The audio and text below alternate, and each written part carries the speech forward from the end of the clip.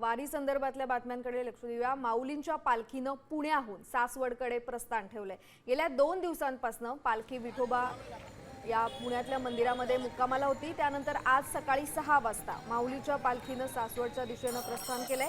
त्या मृदुंगांच्या गजरात आणि ज्ञानोबा तुकोबांच्या जयघोषात हजारो वारकरी भाविक माऊलींच्या आषाढी वारीमध्ये सहभागी झाले। माऊलींची पालखी पुण्याहून हडपसरमध्ये दाखल होणार असून त्यानंतर अवघड अशा दिवे घाटातनं ही पालखी झेंडेवाडी या ठिकाणी दाखल होईल।